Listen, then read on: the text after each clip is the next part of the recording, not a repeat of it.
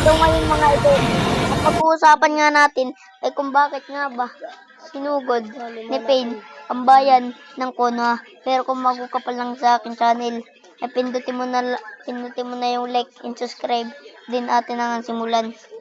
Kaya nga sinugod ni Pain ang bayan ng Konoha ay sa kadahilanan nga na ang bayan nila ay winasak dati ng mga ibang clan.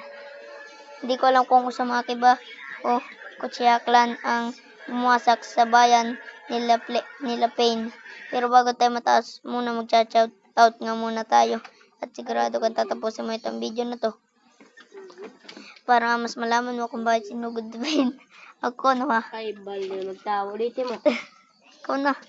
Ulitin. Nung una nga ay pumunta si Jiraiya sa bayan nila Pain at Nagato.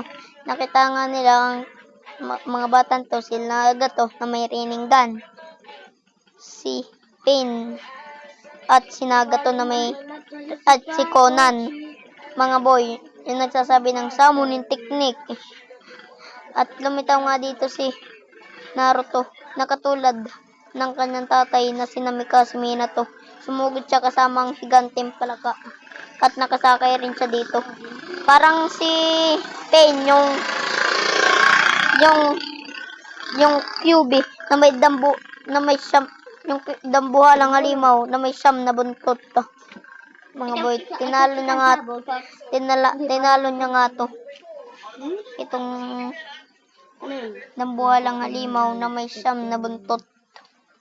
Mga boy. At pindutin mo rin pa rin notification bell upang laging updated sa aming ilalabas na video sa Mobile Legends. Yung katulad ko ay may in-upload na siya dyan. Katulad ni James Sanchez na nag-aabang sa Mobile Legends ay may upload na ako dyan.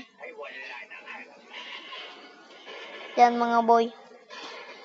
Sinabi nga dito ni Sakura ng Naruto, bumalik ka na katulad nga ni Minato na Namikaze na sinabi ng mga kalaban na ay mga kampi na hindi daw nila kayang kalaban. Hintayin na lang ang ika-4 na Hokage. Kaya nagtapos ang kwento at kilala ang karakter na to mula sa ika-4 na Hokage. Mga boy. Nakuha nga dito ni Pain ang 2 Rinnegan at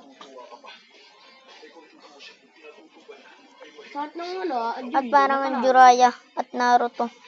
At Jiraiya nga ang laban nila dito pero tinalo ni Naruto si Pain kahit na mag-isa lamang siyang lumaban.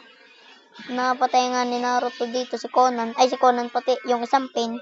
Ginamit niya ang discretion technique ng kanyang lolo na si Namikaze Minato ay ng kanyang ama na si Namikaze Minato. Sinabi nga pala ka na 2 na daw tao ang nakita ng ganito. At mas matindi pa nga dito yung kay Naruto. Tinalo niya ang isang Pain ng isang atake lang.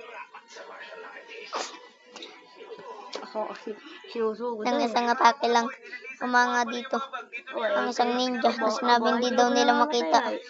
Kahanga-hanga daw na tinalo ni Naruto ang isang Pain na dati lang si Naruto tanga-tangang tao at pinagtatabuyan ng lahat. At sinugod nga nila Pain. Si Naruto ang nakapigil sa mga susugod na tao ng mga karakter na tulad nila Madara, Pain at yung iba pa. Tinangan dito na nga lang mga idol, and subscribe lang naman. Pinutin mo na subscribe at laging titit sa malalabas na video. So salamat mga idol. Kung gusto mo ng parto ng ganitong content, bigyan mo lang ito 1,000 like at 300 subscribers din. Tapos na nga